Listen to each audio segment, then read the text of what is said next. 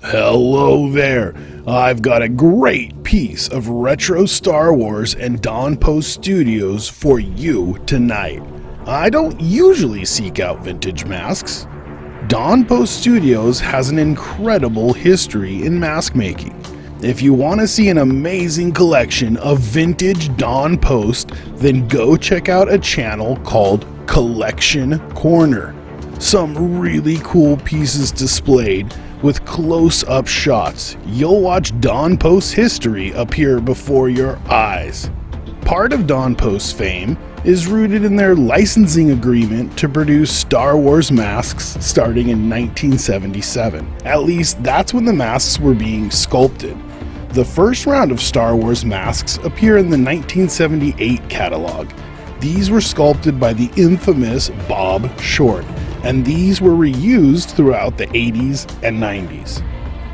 I found an amazing interview with Dawn Post Jr. where he talks about how popular the masks were and how many they could have sold. We made that first year about 7,000 Darth Vader masks. I know we could have sold a lot more.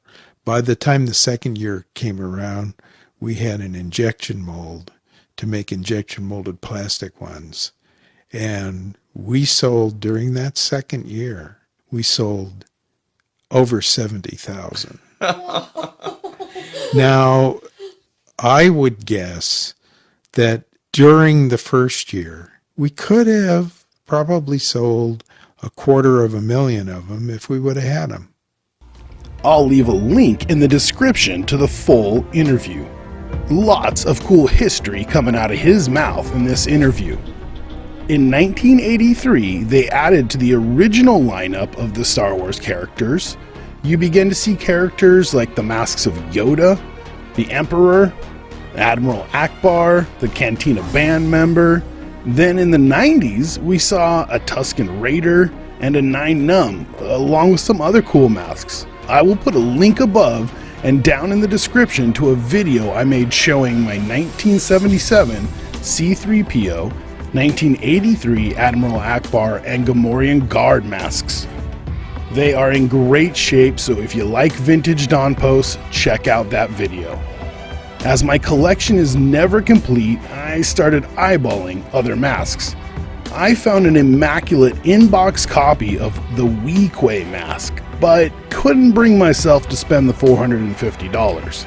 I would pay that for a Nine Numb or Cantina band member mask in immaculate condition. So if you know where one is at, hey, let a man know. But don't feel sorry for me. Oh, I did find myself another vintage Dawn Post Star Wars mask for a great price in great condition. Welcome the Ewok Wicket to the family. Wow, check this thing out. What a great piece of history. It has the classic Dawn Post look where the eye holes are cut out in the center of the character's pupil. How cool is this? This mask has the 1983 year in the back, but that doesn't necessarily mean it was pulled from the mold in 1983. They kept using the same molds, which have 1983 on the back of it, for many, many years later.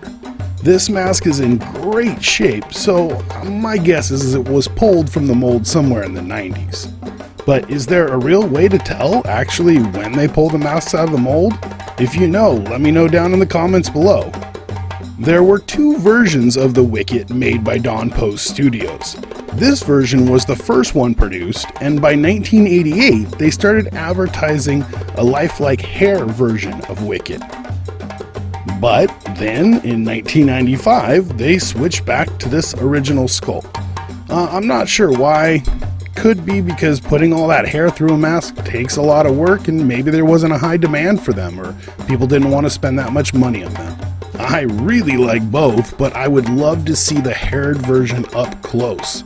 It could be more accurate to the movie, or it could be a total mess because that hair could go everywhere and be really hard to shape. This sculpt almost looks like the toy version of Wicket. It's pretty cool. It is a small mask, but back in the 80s, they thought only kids would want to wear these masks. Seeing the original prices on this mask make me wish I had a time machine. I'm not sure who sculpted this mask. Like I said, Bob Short sculpted the first line of Star Wars masks, but his career ended with Don Post Studios on the Chewbacca and C-3PO mask. Wow, that makes me so much more excited and very happy that I own the C-3PO mask, which was one of his last sculpts. And I'm very happy to own this Wicket mask. Guys, let me know what you think down in the comments. Subscribe, like. Until next time, follow your passion.